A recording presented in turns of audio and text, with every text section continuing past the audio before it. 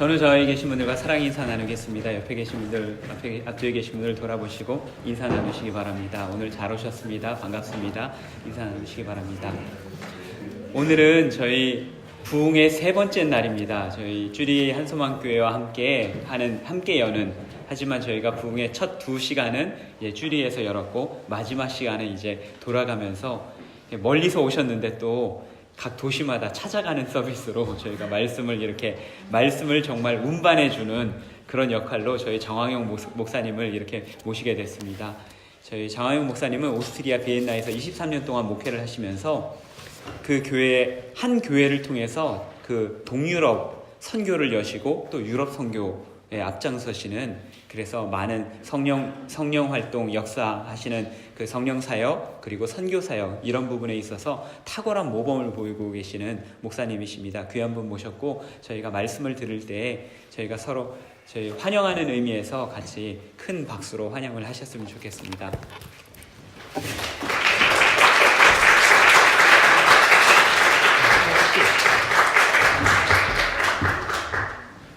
할렐루야.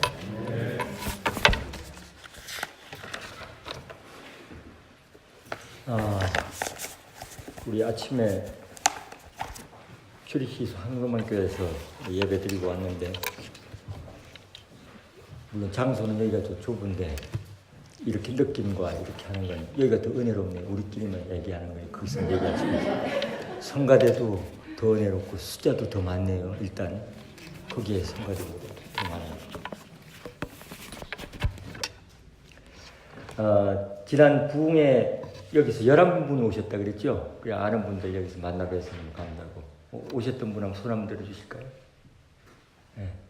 여기 중국을 앉으세요. 여러분들 어제 이제 처음 오셨죠? 근데 어제 하루 딱 참석하는데 다 하나님 은혜 받으셨습니까? 성령님 만났습니까?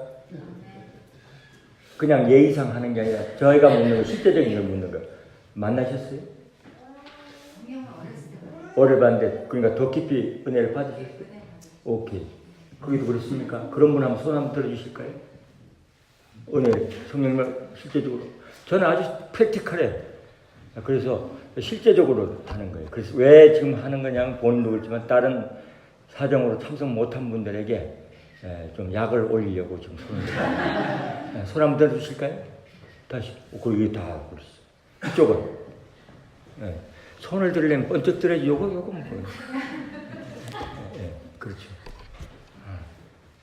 저희 교회에서 처음 2000년도에 수련을 했는데 68명 참석했는데 2세들 5명 말귀를 못 알아들었어요. 난 이 아이들이 말귀를 못 알아듣는 걸 몰랐어요. 자기가 너무 지루하니까는 5명들은 이튿날 자꾸 설명을 하니까는 밖으로 나갔고, 그 사이에 이제 말씀 들은 대로 성령님을 초청하는 시간을 가졌는데, 그때 성령님이 정말 사도행전 2장에 나타났듯이 마가의 다락방이 되었어요. 마가의 다락방. 우리가 흔히 듣는 그 마가의 다락방에 바깥의 사람들조차도 이게 웬 어쩐 일이냐, 세술이 취했다 하는 그 역사가 그 자리에서, 거기에는 뭐 유학생 인텔이 지금 유엔 부대사 계시는 그 공무원 외교관 못 배워서 그런 게 아니야. 그럼 물론 거기서 또 못 배운 사람도 있죠. 제가 이제 그 신분을 그렇게 하려는 게 아니라 그냥 막 감정적으로 막 그렇게 생각하는 오해가 있기 때문에 제가 설명을 드리는 거죠. 성령님 오시면 사람은 더 젠틀해지고 더 지혜로워지고, 그렇게 학벌을 없어도 성령님이 임하시고 은혜를 받으면은 말 한마디를 탁 하는데 권위가 있고, 그때 만나가지고 누군가 대화하다가 그냥 한마디 던진 단어, 그것 때문에 그냥 확 눈물 흘리면서 평생 동안 감추고 있었던 거, 그걸 전곡을 딱 찌르는 거예요. 그걸 어떻게 해요? 성령님이 깊은 곳을 알고 계시기 때문에. 왜 그럴까요? 하나님은 우리를 세밀하게 도와주시려고. 아멘? 전지전능하신 그분이, 초월적인 하나님, 거기 계신 분이 옆에 계시고 안에 계셔서 우리의 삶을 인도하시기 위해서 그렇게 하는 거예요. 그런 집회를 지난 부흥회를 통해서 가졌던 것입니다. 그 은혜 받으신 분들은 이제 기도하시고, 여기 보니까 주일만 사용하는 곳인가요, 여기? 그렇군요. 예. 그 여러분 주중에 기도회가 없습니까? 너무 아쉽네. 내 집은 기도하는 집인데 교회를 기도하시. 여러분은 이제 그 소원을 가지고 기도하셔야 돼요. 주님 우리에게도 기도틀을 주시고, 주님 우리에게도. 여러분 이민교회 비엔나에 제가 처음 갔을 때 한 70명 됐고 거기에 유학생들이 절반 이상이 되었어요. 물론 하나님의 은혜로 그 전임자들 통해서 교회 예배당 건물은 구입이 되었습니다. 근데 예배당 건물은 구입이 됐지만 그 예배당에 예배 드리는 사람들이 하나 되지 못하고, 오스트리아는 그래, 집을 짓고 부부가 너무 힘드니까 집 다 짓고 나서 이혼한다는 얘기가 있어요. 아주 아이러니한 얘기죠. 예배당 건물은 구했는데 그 예배당 안에서의 사람이 하나 되지 못하고 막 갈등이 일어나가지고 싸우고 도저히 있어서는 안 되는 일들이 막 그렇게 흩어지고, 성도들 해결하다가 이제 안 돼서 총회 선교부에서 사람을 찾다가, 저는 다른 곳으로 가는 선교사로 헌신한 사람인데 그 이전에 독일에서 유학하는 시절이 있었어요. 독일어가 다 준비되어 있고 선교 훈련도 다 받았고 다 이렇게 됐어요. 그 세계 제의가 오고, 저는 하나님의 성령님의 인도하심으로 불기둥과 구원기둥으로 인도하셨던 하나님께서 은혜의 시대 성령님이 우리와 계시고 내 안에 계신데, 여러분 더 분명하게 인도하시지 않겠어요? 그런 것을 느끼지 못하는 건 왜 그럴까요? 기도하지 않기 때문에 그래요. 그분이 인도를 구하지 않기 때문에 그래요. 인도를 구하지 않고 기도하지 않는 건 뭡니까? 자기 생각대로 하는 거예요. 자기 생각대로 목회하고 자기 생각대로 신앙생활 하는 거죠. 근데 여러분 하나님이 하시지 않으면 저는 움직일 수 없습니다. 주님 이 설교 끝나면 모든 게 결정되는데 하나님 뜻이면 이 설교를 막아주시고, 저 마지막 고별 설교할 때 그렇게 했어요. 그런 과정들이 있었는데 그냥 결론만 말씀드리면은 하나님께서 지명하셔서 유럽으로 부르신다는 걸 알았는데 그게 비엔나 한인교회인 줄 몰랐어요. 근데 그 교회 왔어요. 그 교회 올 때 제가 선교에 헌신했기 때문에 올 때부터 거기에 후원하는 교회에, 저는 이 교회 가면은 한인교회 하나를 목회하지 않겠습니다. 비엔나 한인교회가 동유럽을 선교하는데 전초적 기지 역할을 감당하겠습니다. 약속했어요. 하나님의 은혜로 1년 만에 교회가 안정된 가운데 평온하고 헌당식을 하고 그리고 성장하기 시작했습니다. 60명, 70명 되던 게 80명, 90명, 100명, 120명. 교회 제가 갈 때 22년의 역사에 그만큼 된 주보를 보니까 된 적이 없어요. 120명을 넘은 적이 없어요. 120명, 150명, 200명, 250명, 300명, 350명, 400명, 이렇게. 그 과정에서 숫자가 목적이 아니에요. 하나님 주신 선교 공동체로서 선교를 목적으로 존재하는 목사요, 성도요, 교회라는 것을 알고 성도들에게 그것을 가르치고 한 비전을, 한 방향을 보기 시작했습니다. 거기에 큰 부자도 없고, 여러분 유럽에 계시니까 사정 잘 알게요. 여기 세계에서 제일 살기 좋은 도시가 츄리히가 두 번째 살기 좋은. 츄리히보다도 더 살기 좋은 삶의 질이 넘버 원이 비엔나예요.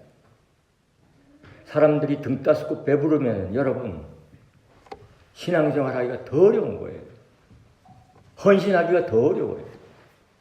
왜? 즐길 게 너무 많으니까. 삼국지에 유비현덕 관우가 통일을 위하여 자기들의 인생을 드렸는데 어떻게 나중에요? 송건한테 가 있을 때 유비가 등 따스고 배부르고 주지웅에 빠져버리니까 삼국 통일이고 뭐고 다 잊어버렸잖아요. 왜 뜬금없이 삼국지 얘기냐 이런 생각이 드십니까? 저는 선교사한테 훈련받는 이들이 그 얘기를 해줍니다. 사람은 매는 장사 없듯이 편하고 등 따스면 우리는 사명을 잊고 삽니다. 초심을 잃어요. 잊지 말아야 되는 거죠. 그때 얘기해요. 어려운 지역에, 이 베른 지역에 저는 인생 처음으로 왔는데요. 얼마나 감사합니까? 이런 지역에서 이렇게 한인들이 이렇게 모여가지고 하나님을 찬양하고 예배드리는 큰 교회도 20명도 안 된다는 유럽 교회들이. 근데 이제 여기만 머물면 되는 게 아니죠. 여기만. 그래서 하나님의 마음이 무엇인지, 왜 나를 구원하셨는지, 왜 내가 이곳 베른 한인교회의 구성원이 되어서 대표성을 가지고 여기에서 이 지역을 이 자리에서 주의를 성수하면서 지키고 있는지, 이걸 발견하는 게 여러분 디아스포라서 왜 내가 하는지 하나님의 뜻을 발견하는 것이 달리 말하면 그게 비전이에요. 그게 꿈이에요. 내가 속에서, 내 생각 속에서, 경험 속에서 나오는 꿈, 그건 정욕적인 거예요. 그냥 나를 통해 이루시는, 교회를 통해 이루시는 그 하나님의 꿈과 비전을 발견하는 거. 이게 비전이에요, 비전. 그것은 불가능한 일이죠. 불가능한 일이에요. 근데 불가능한 일이지만은 하나님이 주셨기 때문에 이루어져 가는 것을 보게 되는 것입니다. 산 증인이 저요, 비엔나 한인교회예요. 그래서 세상에 한국이 큰 교회가 얼마나 많습니까? 그런 분들, 저는 10,000명 되는 목사님도 우리 교회 부흥에 초청했어요. 대화할 때 완전 1대1이에요. 그래요? 목사님? 우리는 이렇습니다. 그분이 나한테 배워요. 나도 그분에게 배우지만.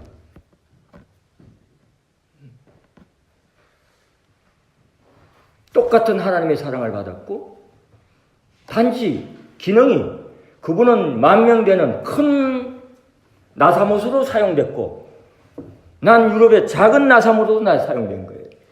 근데 그분이 와면 감당 못하는 거예요. 그분은 배우는 거죠. 어떻게 정밀하게 그걸 할 수 있는가? 어떻게 이민교회, 교민교회, 그 문제 많고 어려움이 있는 그것을 헤쳐나가면서 그 작은 데서 생존을 위해서 온 사람들이 어떻게 하나님 나라를 위하여 그렇게 헌신할 수 있겠는가?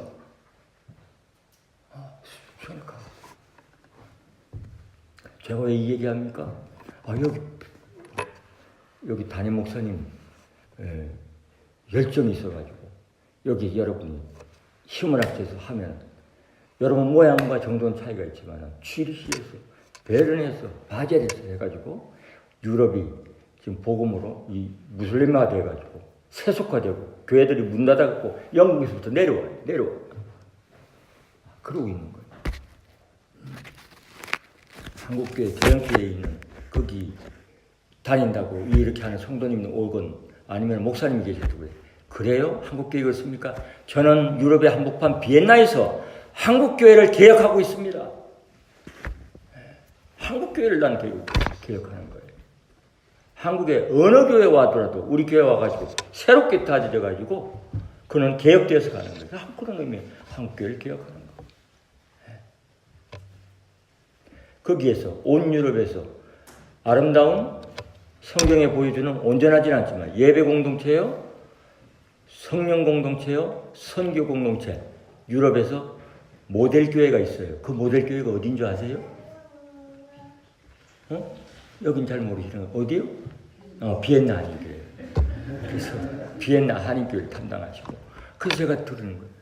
우리 상사 주재원들이 예전에 많이 있었어요. 이분들은 메세가 있으면 비행기 타고 자기 비용 내려가고 메세에 참석합니다. 자기의 생산품이 없어요. 없는데도 갑니다. 왜 갑니까? 메세에 가서 이렇게 보다가 인사이트를 얻고 오는 거예요. 인사이트를 얻고. 음악하는 사람들이 우리 교회에 많죠. 비엔나는 음악의 도시니까. 이들이 와가지고 다 좋은 대학 비엔나 국립음대 들어가는 거 아니에요. 사립 음악학교 들어가는 사람도 있어요. 그러나 여러분 거기 있다 보니까 듣고 보고 환영되니까 음악 수준이 막 올라가. 제가 24년 있어요. 제 노래 이 듣는 수준이 얼마나 높은지 아세요? 저는 제일 못하는 게 노래예요. 그런데도 여러분 서당계 3년에 춤을 읊는다는데 20몇 년을 들으니까는 우리 교회는 세계대회에서 남자면 군대가 면제되는 거기에 1등한 사람도 있고 1등짜리들이 꽤 됐었고 그래서 여러분이 뭐라 그럴까 제가 여기 와가지고 뭐 교만해서 교만 뜨는 게 아니고 사랑의 마음으로 이 모델교회가 하나님 기뻐하시는 모델교회 되면 어떻게 여기에서 이런 역사가 일어날 수 있는가 그것을 여러분 듣는 게 실력이에요. 제가 너랑 보는 게 실력이다. 이런 것도 있구나. 이런 것도 있구나. 성령 말로만 하는 마가대학방인데 막 일어나는 걸 보니까 어떻게 해요? 우리 아동부 아이들도 막 성령하고 방언하는 그 아이들이 9살짜리가 하나님을 찬양하는데 막 이렇게 올려드려요. 제가 뒤에서 보니까는 성령 받으면 달라. 추상적인 게 아니에요. 그래서 사모하고 기다리고 목마름이 있어야 되고 그렇게 해야 돼요. 그렇지 않으면 주여 하면서도 내가 주인이 되어서 내가 오케이 하는 거기에 받아들이는 그 부분은 신앙생활하는 거예요. 근데 정확하게 말하면 종교생활이죠. 목사도 마찬가지예요. 그 수준에서 탁하면 자기 생각대로 목회하는 거죠. 목사님들께 제가 이렇게 하는 얘기예요. 근데 왜 같은 목사로서 여러분 앞에 그 얘기합니까? 목사를 낮추고 난 잘났다고 그 말씀 드리는 게 아니고 여러분은 여기서 뽑혀서 스위스를 그리고 넘어서 유럽을 향하여 입을 크게 벌려가지고 함께 비엔나에서 또 똑같이 제가 다른 곳에서 가서 지난번에는 밀라노에 가서 여러분 밀라노, 이태리 이것만 하지 마십시오. 여기서 올라와가지고 온 유럽을 해서 함께 힘을 합해야 됩니다. 그래서 이 세속의 물결, 모슬렘의 물결에서 우리가 이길 수 있습니다.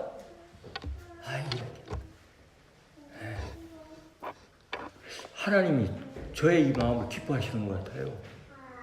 기뻐하시지 않겠어요?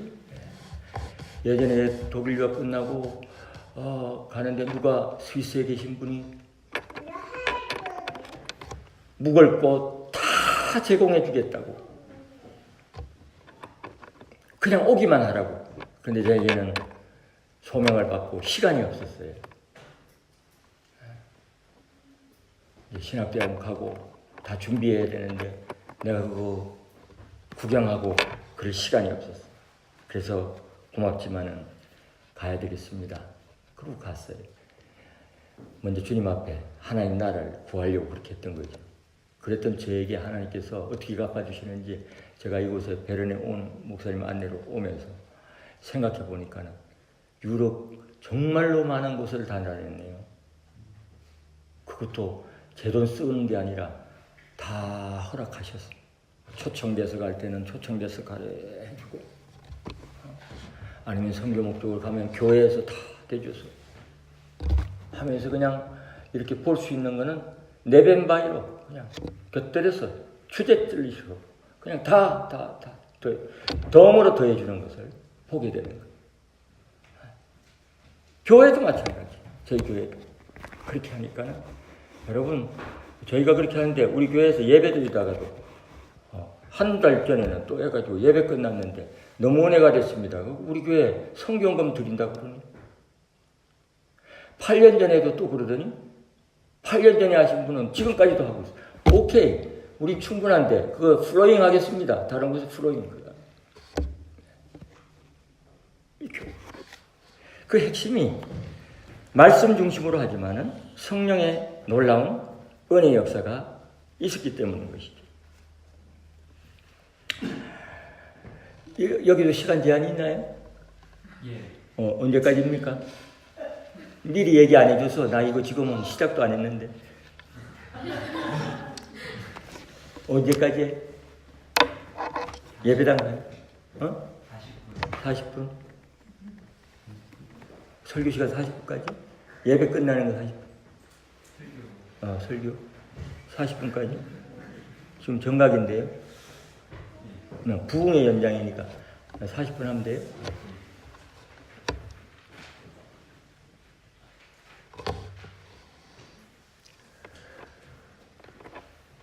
우리 좀 지났지만 2004년 아테네 올림픽에서 출전해서 미국 사격 선수예요. 매튜 에몬스라는 선수에 대한 얘기 여러분 들어보셨는지 모르겠습니다. 그는 예선과 본선에서 줄곧 1등으로 달렸습니다. 만점으로 예선 통과했고 또 마지막 한 발까지도 만점 10점짜리에 다 명중을 했습니다.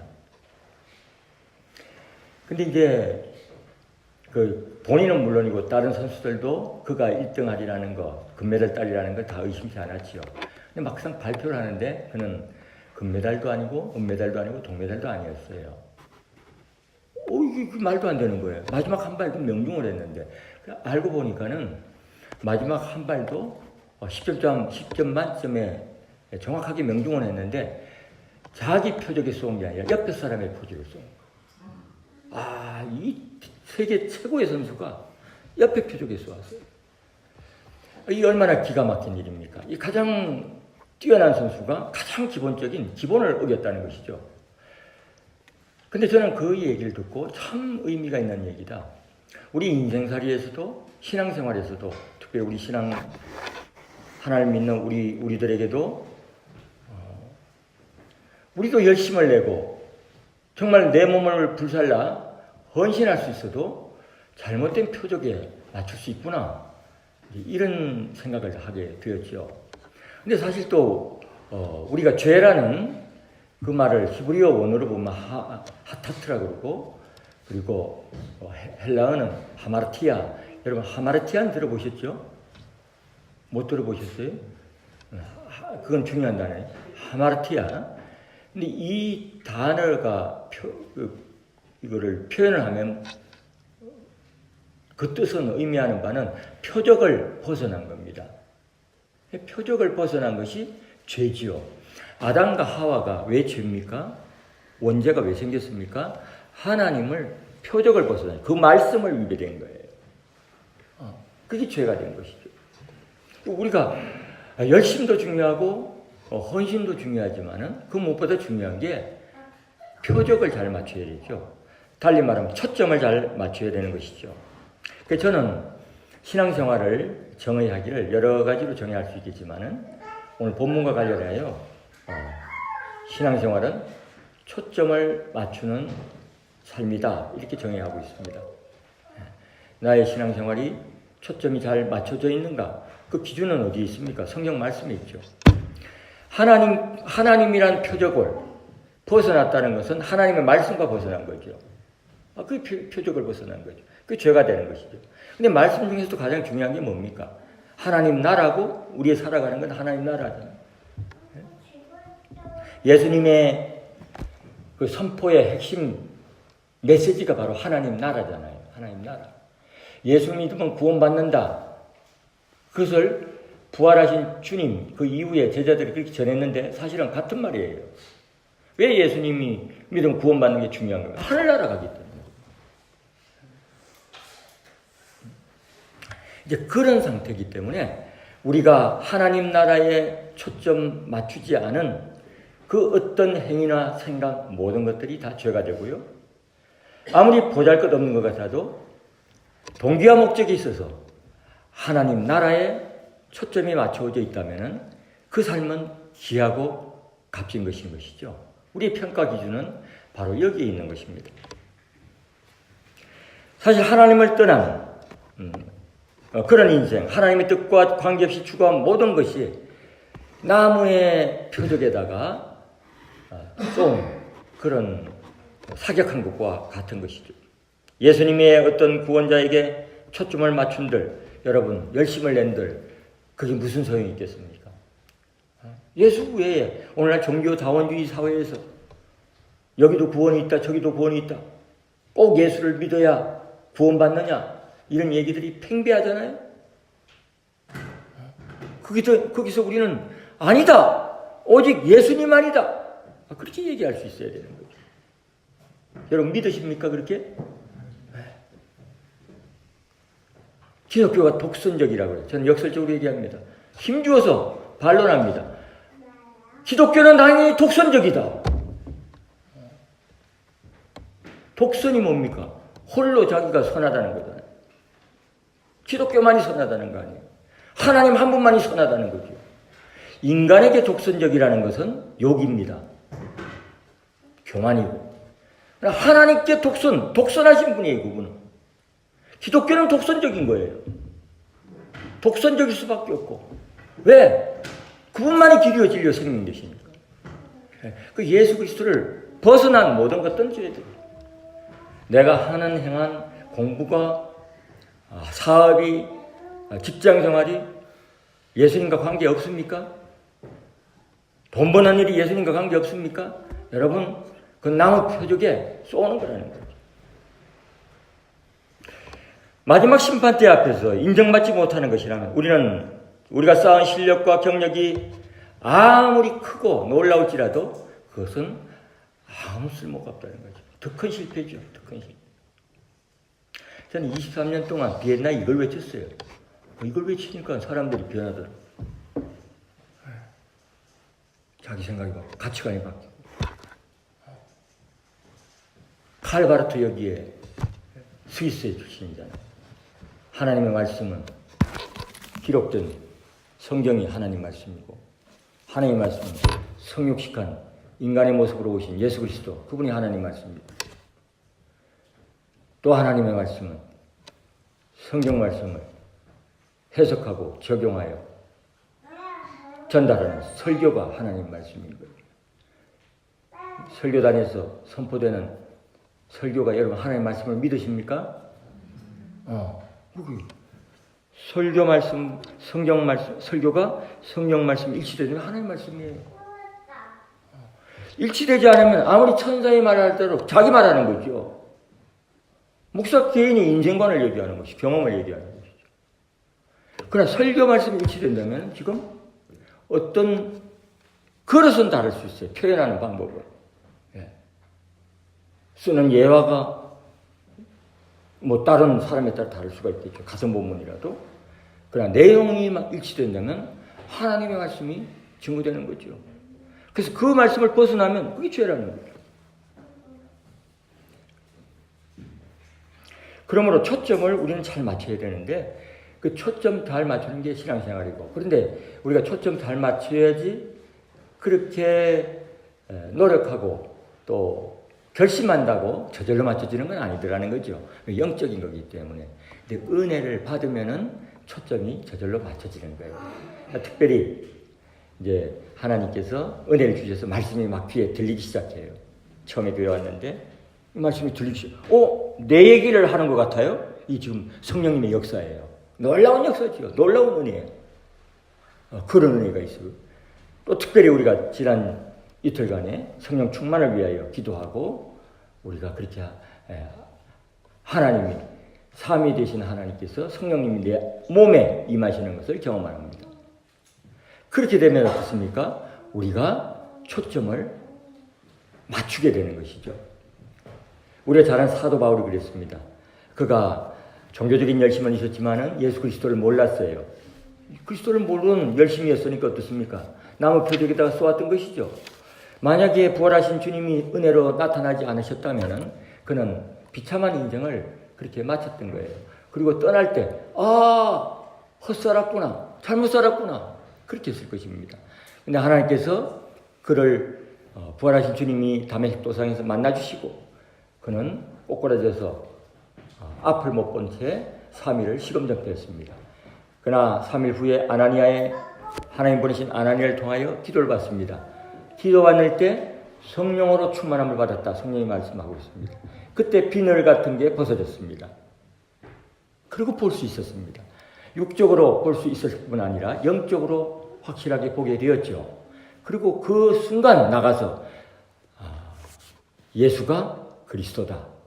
우린 예수 그리스도 그렇게 얘기하지만 그분이 바로 십자가에 죽은 저주받아 죽은 것 같은 그분이 바로 우리를 구원할 기다렸던 메시아다. 그렇게 증거한 것이죠. 완전히 바뀌게 된 것입니다. 많은 예 중에 하나의 우리가 잘 알고 있는 사도 바울을 통해서 말씀드리는 하나의 예지요. 그러면 우리는 은혜를 받아야 돼요. 특별히 성령 충만한 은혜를 받아야 되는 거예요. 그 은혜가 이제 지난 이틀간에 있었고 시작이 된 거죠. 계속돼야 되고, 그렇지 못한 분들에게는 또 사모하시고 성경 말씀에 구하고 찾고 두드리라 그러고, 목마른 자는 누구든지 와서 마시라고 그러고 초청하지 않습니까? 우리는 그런 데 대해서 너무 무관심하게 한 성도들이 많이 있었다는 거예요. 하나님 은혜로 이곳 스위스에서 여러분 교회 장소는 여기 하지 않았지만은 초청이 되어서 하나님 허락하신 거예요. 저는 하나님이 하신 줄로 믿습니다. 그렇게 했기 때문에 여러분도 하나님 때구나 하셔서 먼저 하신 분들은 그 은혜 가운데 더하면 시너지가 다 가서 우리는 수련회에서 받았던 그 당시에 교회의 일부였죠. 한 3분의 1 됐었나요? 근데 그게 퍼지기 시작해가지고 전교회로 퍼져가지고 지금은 오히려 그런 은혜를 알지 못하고 그런 가운데서도 여러분 그런 가운데서도 뒷걸음지고 함께하지 못하는 사람들도 있어요. 청년들조차도 있어요. 그러니까 자기가 느꼈던, 누렸던, 겪었던 경험이 그렇게 영향을 많이 주더라고요. 아이러니는 거기에 3년 반인가 있을 때 그렇게 매 해마다 집회를 하는데도 그냥 갔다가 지난해 10월 달에 밀라노 갔더니 이제 공부를 이제 밀라노로 옮긴 거예요. 그런데 거기에 집회, 그 교회 간 집회에 다니고 있더라고요. 예. 그리고 이제 집회를 하니까 그때서 은혜 받으려고 왔어요. 비엔나 있을 때는 어떻게 했냐? 비엔나 있을 때는 자기가 그걸 현장을 보고는 두려워가지고 도망을 갔답니다. 그런데 이제 밀라노 그 교회 가서 할 때 자기가 은혜 받으려고 해서 제가 예를 들면서 막 청년이기 때문에, 남자 청년이기 때문에 예를 들면서 나무라기도 했어요. 나중에 기도 받으러 나오라고 그러니까 제일 먼저 나오더라고요. 나와가지고 그 짧은 이틀에 집회 똑같이 하는데 거기서 성령을 받고 눈물 콧물 흘리고 방언을 하고 그리고 달라져가지고 그 다음날 새벽 기도에도 나왔다고 목사님이 그래요. 한 번도 안 나오고. 우리 좌우에 계신 분 한번 서로 격려해 볼까요? 성령의 충만함을 받으십시다. 인사 한번 나누겠습니다.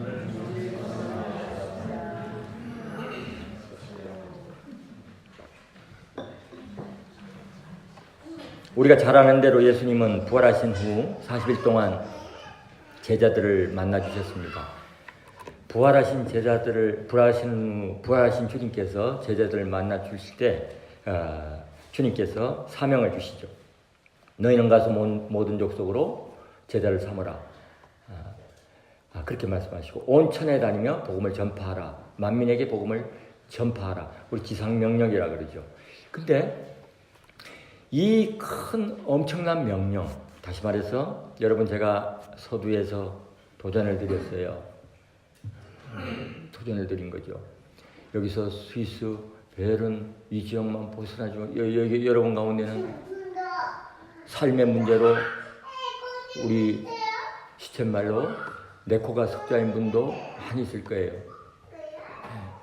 그런 분도 저 아이 때문에 만이라는 단어가 쑥 들어가 버려서 만이는 없을 거예요. 그래 그런 분도 혹 있을 거예요. 그러나 여러분 말씀 듣다가 보면은 이제 그런 문제들도 우리가 초점 잘 맞추면은 하나님께서 다 하세요. 그건 저는 제 인생, 저는 유학을 고학 생활을 했고 고학을 할 때 하나님의 말씀에 올인을 했습니다. 그 하나님 말씀에 올인하니까는 그 말씀대로 정말로 증명되더라고요. 증명되는 그걸로 제가 신학을 하고 신학을 기초로 학교에서 배운 게 아니라 광야 생활에서 내가 말씀을 통하여 성령의 은혜 가운데 있던 그것을 가지고 저는 목회를 하면서 내가 받은 이 은혜를 어떻게 전할까 신학을 조화를 시킨 거예요. 그리고 목회를 하면서 어려움에 있던 사람 거기 할 때도 그 말씀의 원리를 적용시켜갖고 하는데 여러분 과학이 무엇입니까? 이걸 떠들어 밑으로 떨어지고 이 종이도 자꾸 밑으로 떨어져요. 이것도 떨어지다. 이거는 왜 그럴까? 잡아당기는 힘이 있구나. 발견한 게 만유인의 법칙이에요. 과학이에요.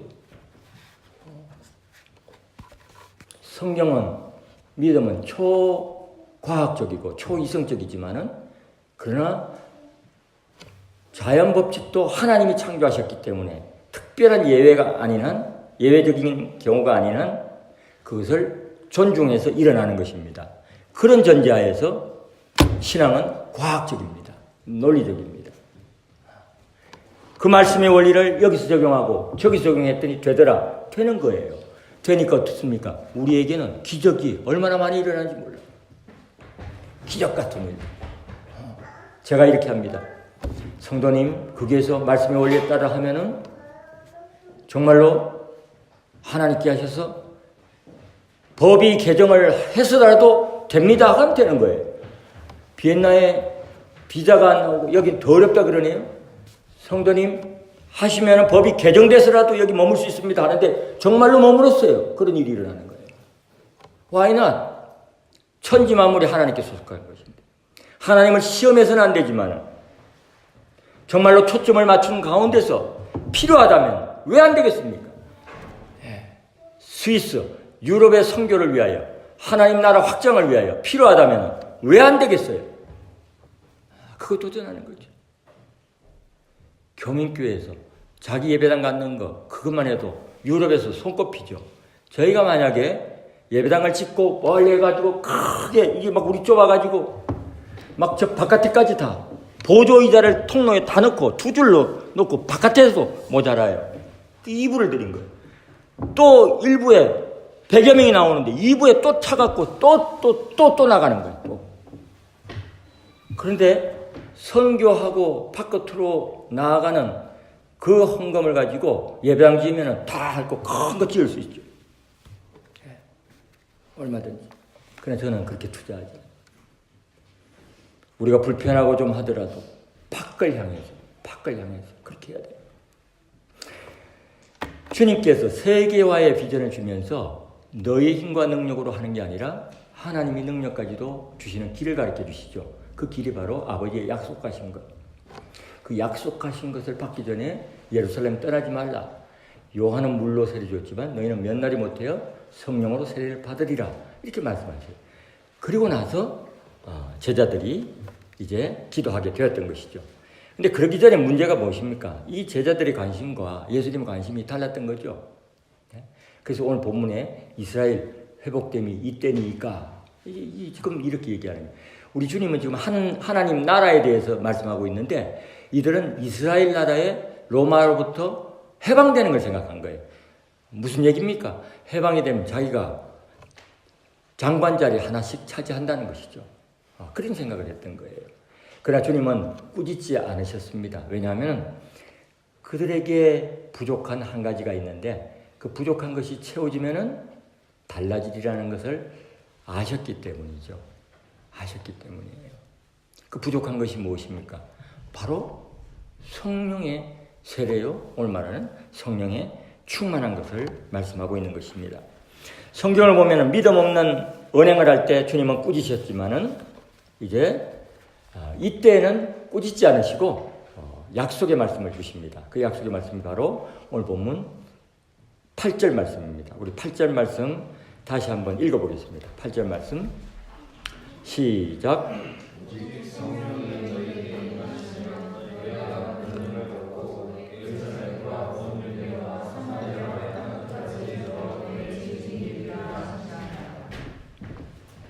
성령을 받아야 권능받고 비로소 예수님의 증인으로 살 수 있다는 말씀이죠. 앞에 나온 예화에 비하면 성령 받아야 나무 표적 쏘지 않고 자기 표적이 쏘온다는 것입니다. 자기 표적. 성령 받아야 하나님 나라에 초점 맞추고 살 수 있다는 것이죠. 지금 읽은 이 말씀은 사도행전의 전체 목차와 같습니다.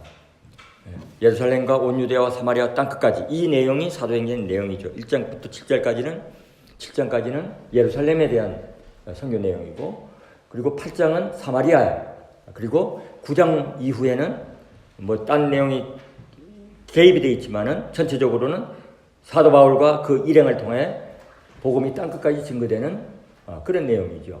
그리고 28장으로 끝나는데 우리는 액트 29 이런 얘기를 하죠. 사도행전만 끝이 없습니다. 사도행전 29장은 누가 기록해야 되죠? 그 이후에 가고 오는 세대에 교회가 기록되어야 되는 거예요. 교회는 건물이 아니고 저와 여러분이 교회죠. 그러므로 사도행전 29장은 나의 개인의 스토리들을 기록되어야 되는 것입니다. 근데 성경에 기록되려면 아무거나 기록 못 하잖아요. 하나님 나라에 관계되는 것, 다시 말해 영혼을 구하는 일과 직간접으로 관계되는 일만이 기록이 되는 거죠. 우리가 언제 하나님 앞에 설지 모릅니다. 주님이 언제 오실지도 모르고 말 쓰지 말을 살아간다고 그러는데요.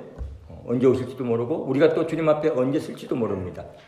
근데 모든 사람은 그 앞에 사도행전 29장 내용대로 주님 앞에 가져가는 것이죠. 이것만이 우리가 주님 앞에 갈 때, 이 세상을 떠날 때 가져갈 수 있는 그런 것들이죠. 여러분 한번 생각 속에서 한번 기록해 보십시오. 여러분은 어떤 내용을 기록할 수 있습니까? 어떤 내용? 이렇게 주일을 성수하시면서 예배하는 것도 귀하죠. 기록이 되겠죠. 근데 그것만 계속 한다면은 많이 쓸 수 없잖아요. 그건 한 문장으로 써야지. 그 다음에 이제 하는 일들이 있어야지. 교회는 이 땅에 빛과 소금으로 역할을, 영혼 구원을 위해서 하시는 전도와 선교하는 그런 일들이 기록되어야 되죠. 주님 앞에 얼마를 드렸고, 시간을 얼마나 드렸고, 물질을 얼마나 드렸고, 이런 것들 기록해요. 저희 비엔나 한인교회는 쓰려 그러면은 여기에 여백이 모자라가지고 딴 종이를 갖다 대야 돼요. 그만큼 하는 일들이 많아요. 많고, 비엔나 내에서도 뭐 양로원 혹은 그 옵다클로제들 돕는 거, 그리고 또 난민촌, 또 브린덴하임 등등 해가지고 음악하는 사람은 음악을 달란트로, 주일학교 아이들 중고등부도 같이 참여할 땐 같이 참여하고, 자기 달란트를 드리기도 하고, 자기 시간과 자기 물질을 들여서 나가는 거예요. 교회가 후원 안 해요. 목사가 갈 필요도 없어. 자기들이 하는 거예요. 왜? 자기가 선교사니까. 우린 다 하나님 앞에 부름받고 빛과 소금에 흩어지는 교회로서 그 사명 감당하는 선교사들이라는 거예요. 선교사. 그 다음에 또 타 지역으로 보내야 되니까 보내는 선교사로 파송해야 돼요.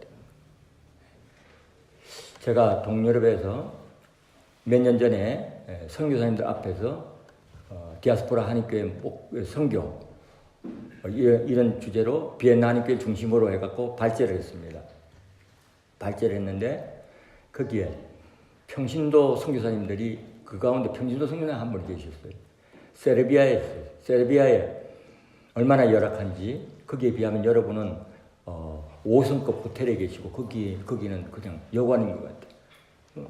거기 목사님 한 분 계셨는데 너무 어려워갖고 그냥 가버렸을 때 성도들이 10몇 명 성도들 한인들 다 해야 20여 명?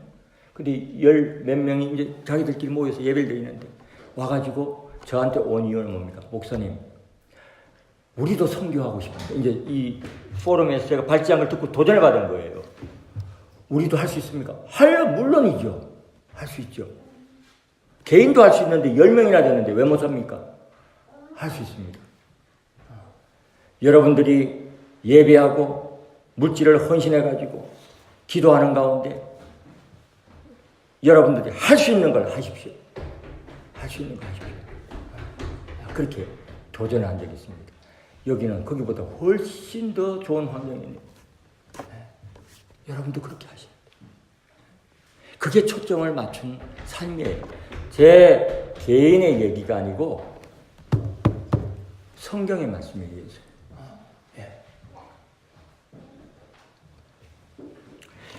본문 8절 보면 오직 그 말에 강조가 있죠. 오직은 원어로 보면 그러나입니다. 그러나 그 영어 성경, 독일어 성경 보시면은 아니면 but 이렇게 나와 있습니다. 그러나. 근데 이게 이제 소홀히 할 수 있지만은 아주 중요하죠. 문법적으로 역접인데 그 앞에과 뒤의 내용이 완전 다르네요. before와 after죠. before, after예요. 이 분기점 갖고 오는 것, 이것을 가져오는 것이 바로 성령으로 충만함을 받으면은 이전과는 다른 그러나의 정반대의 삶이 펼쳐질 수가 있다는 것이죠. 왜 그렇게 될까요? 성령님이 오셔서 충만케 하시면은 능력을 받기 때문에 그렇습니다. 능력을. 무슨 능력일까요? 육체적인 능력을 말하는 건 아니죠. 세상을 이기는 능력이죠. 세상을 이기는 능력. 거룩의 능력이고 그리스도의 증인되는 능력이고 초점 바로 맞추는 능력이죠. 초점을 바로 맞추는 능력인 것입니다. 여러분 왜 초점을 맞추지 못할까요? 세상의 유혹이 너무 강하기 때문이죠. 세상을 다스리는 이 세상 신은 만만치가 않지 않습니까? 우리에게 이생의 자랑과 안목의 자랑과 육신의 정욕을 통해서 우리를 얼마나 유혹을 합니까? 그래서 초점 맞추기가 어려워요. 목사도 정신 차리지 않으면은 초점이 흐려가지고 여러분 딴 데 신경 써요. 직분이 말해주는 거 아니에요. 그래서 저 몸부림쳐요. 여러분 저 초심 처음에 올 때는 사도 바울의 고백처럼 주의 복음을 위하여 복음이 생명의 복음 맡긴 복음이 증거되는 데는 나의 생명을 조금도 아끼지 않는다고 고백 설교하고 그 마음으로 왔는데 지금 그런 마음이 많이 퇴색됐어요. 그래서 제가 몸부림합니다. 그래서 저를 위해 기도해 주세요. 제가 그러고 있어요. 처음엔 아프리카든 어디든 내 생명을 주님 앞에 오고 저는 한국을 떠날 때 한국 마지막이라고 생각했어요. 눈물을 흘리면서 속으로 어머니와 이별했어요. 병든 어머니, 연약한 어머니, 연세가 80, 90대인 것도 아니야. 60대 후반인데. 그 마음으로 왔어요. 근데 여러분 시간 가고 정신 똑바로 안 차리면 제가 마음이 흐려지더라고요. 그래서 여러분 못한다고 여러분을 지금 탓하려는 게 아니라 저의 고백 속에서 하나님의 말씀 앞에서 저도 거울 앞에 서서 똑같은 마음으로 전하지만 듣는 마음으로 지금 그렇게 하는 것이죠. 어떤 인생이 바른 인생이고 성공한 인생이겠습니까? 초점 맞춘 인생이에요. 근데 이제 그렇게 몸부림하니까 하나님이 긍휼을 베풀어 주시고 그나마 그런데도 어떻게 세워가지고 우뚝 세워주셔서 모델교회 우리 교회 총회 성교부 총무님이 교회 방문하셔가지고 예배를 드리고 나하고 몇 마디 대화하다가 목사님 비엔나 한인교회는 디아스포라 한인교회 모델교회네요. 그래서 총무님 그거 어떻게 하셨습니까? 그렇습니다. 우리 교회는 모델교회고 늘 기도하는 게 그렇습니다. 성도들이 기도하는 게 그거는 교만을 뜨는 것이 아니라 사명이요 책임감이요 부담감이죠. 성공한 케이스는 성공한 케이스일 뿐입니다. 한국에 성공한 교회들 많잖아요. 그렇다고 그걸 우리가 따라갈 수 없지 않습니까? 모델은 뭡니까? 따라갈 수 있는 거예요. 따라갈 수 있는 거. 그 모델은 하나만 있는 게 아니에요. 곳곳에 나올 수 있어요. 여기도 모델이 될 수 있다 없다? 될 수 있는 거예요. 그러기 위해서 제가 말씀드려요. 될 수 있는 거예요. 될 수 있는 거예요.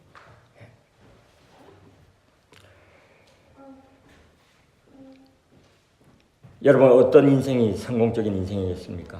바로 예수님의 관심이 나의 관심이 되고 아버지의 마음이 있는 곳에 내가 가 있는 것. 초점 맞춘 거죠. 아버지의 마음은 이런 영혼들에게 가 있는 것입니다. 이런 양에게 가 있고요. 교회는 모인 양에게도 관심을 가져야 되지만 그게 1차적으로 그게 전체가 그래서는 안 된다는 거죠. 여러분 목사님을 나를 보살펴주고 나에게 이렇게 하는 잡아두서는 안 되는 것입니다.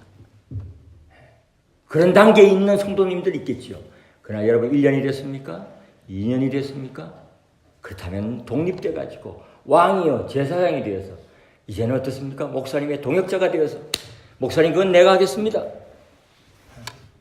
목사님 말씀에 전념하시고 그건 우리가 하겠습니다.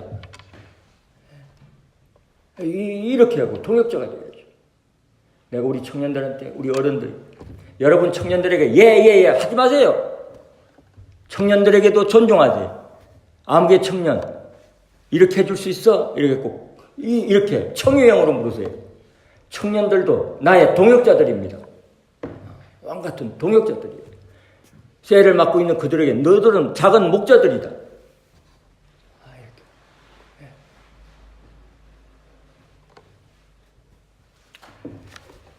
이 오순절이 있자 제자들은 달라져 가지고 그들은 죽음을 불사하고 두려워서 떨며 숨어있던 제자들이 과감하게 찾아가가지고 나가서 예수님 전합니다. 그리고 부활을 전하지 못하도록 하는 대제사장과 서기관들 앞에서 우리가 너희 말을 들으랴, 하나님 말 들으랴 이러면서 당당하게 했어요. 죽었습니까? 하나님이 때가 되자 순교의 영광을 그들이 얻었지만은 하나님이 허락하시는 때가 오기 전에는 절대 죽지 않았어요. 절대 죽지 않았어요.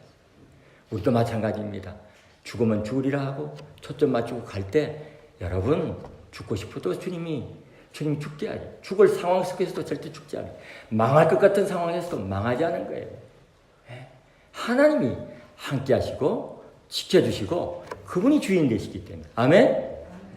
내 인생의 주인이 그분이시고 교회의 주인이 하나님이신데 벨은 한인교회의 주인이 누구세요? 하나님인 걸 믿습니까? 예. 그분을 초점 맞추고 그분의 말씀에 초점 맞추고 나니 이 교회를 음부의 권세가 어찌 이길 수가 있겠습니까? 유럽의 교회들이 얼마나 많이 무너져 내리고 있습니까? 저는 너무 감사해. 나 같은 사람이 뭔데? 신학도 늦게 했어. 나 같은 사람이 뭔데? 그런데 나 같은 사람을 세워주시고 또 내가 심호하는 그 교회를 우뚝 세우셔가지고 무너지는 거기에서 늘 성장하고 부흥하고 베풀고 나누어줘도 차고 넘치게 만드시는 거예요. 이렇게 행복이 어디 있어요? 이런 행복이 어디 있습니까? 보니까는 초점 맞추면 되더라고요. 아멘. 아멘? 초점 맞추. 그 비결 가르쳐 드린 거예요.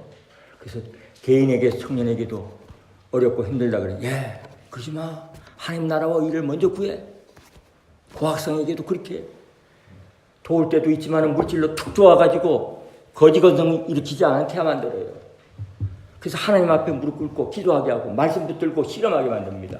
그렇게 되니까 돼 하고 자기가 가난한 가운데서도 베풀 줄 알게 하고 막 하니까 어떻게 나중에 놀라운 역사들이 막 일어나는 거예요. 그런 역사 가운데 몇 가지를 그냥 얘기할 때 우리가 우리 집회하면서도 말씀을 드렸고 목사님과 대화하면서도 얘기하고 그 외에도 얼마나 많은지 그게 무시로 일어나는 거예요. 여러분이 하나님 은혜로 여기까지 오셨기 때문에 여러분 가운데 그런 은혜가 있을 거예요. 그러나 이제 정말 성령의 충만함을 사모하시면서 말씀 중심으로 초점 맞추고 하나님 나라에 의와 나라를 먼저 구하는 그 삶을 사실 때 그런 공동체가 될 때 우리 주님은 이 교회에 놀라운 축복을 주실 것입니다. 하나님이 행하시는 더 놀라운 은혜의 역사가 반드시 있게 될 것입니다. 그렇게 할 때 여러분 개인의 삶도 하나님께 책임져 주셔서 하나님이 하셨어요 하는 그런 고백이 있게 될 것입니다. 그런 은혜가 있기를 주의 이름으로 축원드립니다. 기도하겠습니다. 주님 감사합니다. 주의 말씀 의지하면서 성령님 의지하여 충만할 때에 그런 하나의 분기점이 우리 각자의 삶에 일어날 줄로 믿습니다. 제자들이 바뀌었듯이 우리가 그렇게 바뀔 때에 초대교회를 통하여 역사하셨던 놀라운 일들이 오늘 이 벨은 한인교회를 통하여서도 일어나게 도와주시고 동참하는 모든 이들에게 개인의 삶에도 그런 놀라운 역사가 있도록 축복하여 주시옵소서. 감사드리며 예수님의 이름으로 기도합니다. 아멘.